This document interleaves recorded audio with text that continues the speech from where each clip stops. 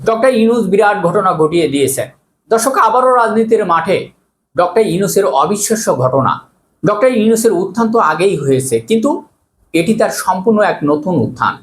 Doctor Yunus কেবল একজন Nobel বিজয়ী নন, তিনি আন্তর্জাতিক অঙ্গনে অত্যন্ত গুরুত্বপূর্ণ একজন অ্যাক্টর।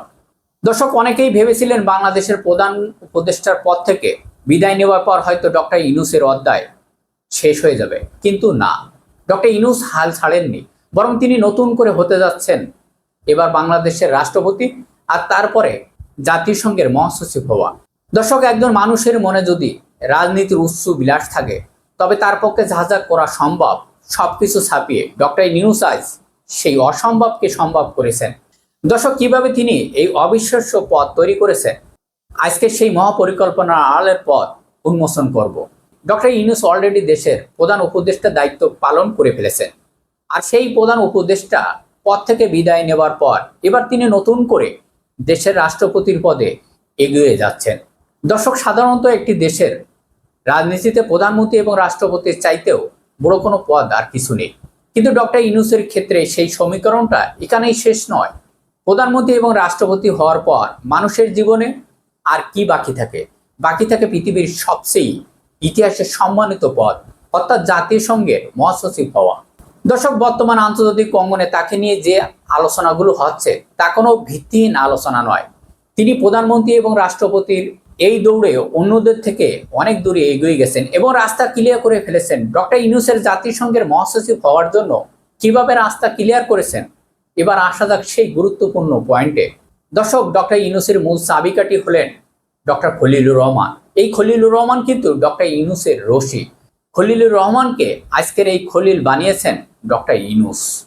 দর্শক, খলিলুর রহমান একসময় ফরেন মিনিস্ট্রিতে চাকরি করতেন এবং এই বিশেষ কূটনৈতিক পরিস্থিতিতে তিনি বাংলাদেশে সহজে আসতে পারতেন না, কিন্তু তাকে বাংলাদেশে নিয়ে এনেছেন ডক্টর ইউনূস। আর আজ সেই খলিলুর রহমান জাতিসংঘের সাধারণ পরিষদের সভাপতি নির্বাচিত হয়েছেন। দর্শক, এখানেই লুকিয়ে আছে সবচেয়ে বড় মাস্টার প্ল্যান। জাতিসংঘের পরবর্তী মহাসচিব পদে যে নির্বাচন অনুষ্ঠিত হবে তা খলিলুর রহমান পরিষদের অধীনে হবে। সুতরাং ডক্টর খলিলুর রহমান সেখানে ডক্টর ইউনূসের পক্ষে অনেক কূটনৈতিক মেকানিজম করতে পারবেন। দর্শক, বাংলাদেশ থেকে গিয়ে ডক্টর খলিলুর রহমান যে এই আন্তর্জাতিক চেয়ারে বসতে পেরেছেন, এটা তো কম সাফল্য নয়। সুতরাং যে যুক্তরাষ্ট্র খলিলুর রহমানকে এই পদে বসিয়েছেন, সেই যুক্তরাষ্ট্র এবং খলিলুর রহমান মিলে ডক্টর ইউনূসকে জাতিসংঘের পরবর্তী মহাসচিব বানাতে পারে, এটা অসম্ভব কিছু নয়। দর্শক, ডক্টর ইউনূসকে ঘিরে এখন বিশ্ব জুড়ে শুরু হয়ে গেছে বিলিয়ন বিলিয়ন ডলারের বিশাল সব কার্যক্রম। পৃথিবীর প্রভাবশালী যত কিংস বিশ্ব রাজনীতিবিদ যারা আছেন, তারা দক্ষিণ এশিয়া এবং বিশেষ করে বাংলাদেশকে নিয়ে কাজ করেন, তারা সবাই এখন ডক্টর ইউনূসের পক্ষে নড়ে চড়ে বসছেন। আন্তর্জাতিক মহলে ডক্টর ইউনূসের ক্ষমতা এবং লবিং কতটা নজিরবিহীন তা সামাজিক ব্যবসা ও এনজিও নেটওয়ার্কের দিকে তাকালে তা স্পষ্ট হয়ে ওঠে।